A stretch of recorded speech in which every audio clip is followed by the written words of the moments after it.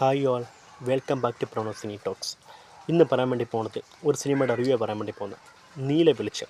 ഈ ഒരു cinema 2023 release ഒരു സിനിമയാണ്. പക്ഷേ ഇത് 1964 ഇറങ്ങിയ ഭാർഗവി നിലയം എന്ന് പറഞ്ഞ സിനിമയുടെ ഒരു ഒഫീഷ്യൽ റീമേക്കായിട്ടാണ് ഈ സിനിമ വന്നിരിക്കുന്നത്. വൈക്കം മുഹമ്മദ് ബഷീറിൻ്റെ ഒരു പ്രധാനപ്പെട്ട കൃതിയെ ആസ്പദമാക്കിയാണ് ഭാർഗവി നിലയം എന്ന് പറഞ്ഞ സിനിമ സംബന്ധിച്ചിരിക്കുന്നത്. 1964 കൃത്യം പറഞ്ഞ 60 വർഷങ്ങൾക്ക് മുമ്പ് വിൻസെൻ്റാണ് ഈ സിനിമ സംബന്ധിച്ചിരിക്കുന്നത് ഭാർഗവി നിലയം.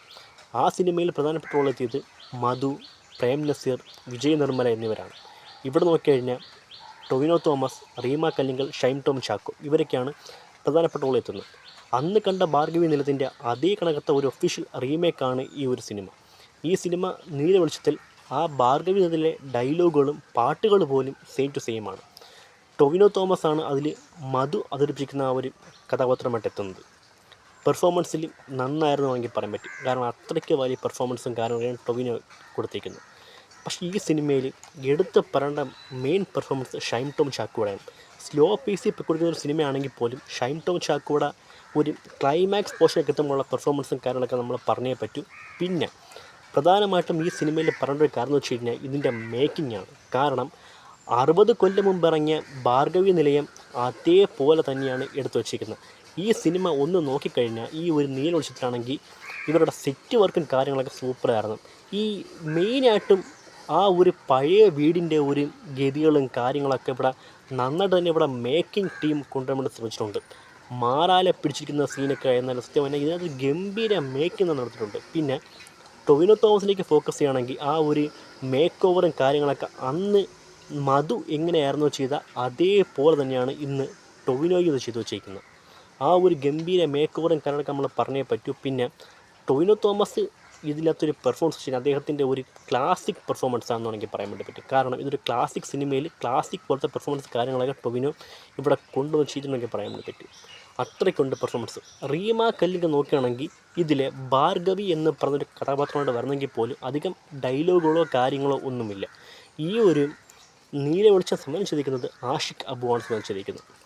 സംവിധാന മികവ് കാണാൻ വേണ്ടി പറ്റും. പിന്നെ ഇങ്ങനൊരു ആശയം കൊണ്ടുവന്ന് ഇന്നത്തെ തലമുറയ്ക്കും ഈ ഒരു സിനിമ കാണാൻ വേണ്ടി പറ്റിയ ഒരു അവസരം ഉണ്ടാക്കി കൊടുത്തത് ആഷിഖ് അബുവിന് ഒരു താങ്ക്സ് പറയണം. കാരണം 60 വർഷങ്ങൾക്ക് മുമ്പ് ഈ ഒരു സിനിമ തിയേറ്ററിൽ പോയി ആർക്കും കാണാൻ വേണ്ടി പറ്റിയിരുന്നില്ല. അതുകൊണ്ട് ഇന്നത്തെ കാലഘട്ടത്തിൽ അത് കാണാൻ വേണ്ടി സാധിച്ച ഒരു കാര്യം തന്നെയാണ്. പിന്നെ ഈ സിനിമ അതേപോലെ തന്നെ എടുത്തു വച്ചിരിക്കുന്നതുകൊണ്ടുള്ള കാര്യം കൊണ്ടുണ്ട് പ്രത്യേകിച്ച് ഒന്നും പറയേണ്ടതില്ല.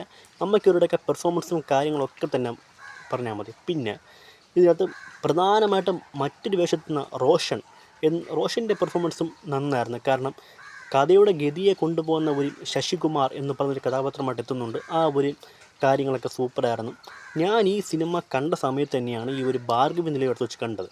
ഭാർഗവി നിലയം കണ്ട സമയത്താണെങ്കിൽ ഇത് രണ്ടും തമ്മിൽ സെയിം ടു സെയിം ആയിട്ട് തോന്നിപ്പോയി. കാരണം അതേപോലെ തന്നെയാണ് ഭാർഗവി നിലയം എടുത്ത് വെച്ചിരിക്കുന്നത്. ഒരു വ്യത്യാസമില്ല. ഡയലോഗുകൾ പോലും എല്ലാം സെയിം ടു സെയിം. ഒരു ചെറിയ മാറ്റങ്ങൾ പോലും വരുത്താതെ ആ സിനിമയുടെ അതേപോലെ തന്നെയാണ് എടുത്ത് വെച്ചിരിക്കുന്നത്. കാരണം ഒഫീഷ്യൽ റീമേക്ക് എന്നൊക്കെ പറയുമ്പം ഒരു പഴയ കാലത്തെ സിനിമ ഇന്ന് പുതുക്കി ഇറക്കാൻ നേരത്ത് ഇതേ കണക്ക് എടുക്കുന്നതായിരിക്കും നല്ലതെന്നൊരു ഉദാഹരണമാണ് ആഷിഖ് അബു എന്ന സംവിധായകൻ ഇവിടെ കാണിച്ചു തന്നിരിക്കുന്നത്. ഗംഭീര ഡയറക്ഷനായിരുന്നു. അത് പറയാൻ കൊടുത്തേ പറ്റൂ. പിന്നെ ഇതിനകത്ത് പ്രധാനമായിട്ട് പറയേണ്ട കാര്യങ്ങൾ നേരത്തെ പറഞ്ഞ പോലെ തന്നെ ഇതിൻ്റെ ഒരു മേക്കിംഗ് കാര്യങ്ങളൊക്കെയാണ്. മേക്കിംഗ് ഒക്കെ പക്കയായിട്ട് തന്നെ എല്ലാം ചെയ്തു വെച്ചിട്ടുണ്ട്.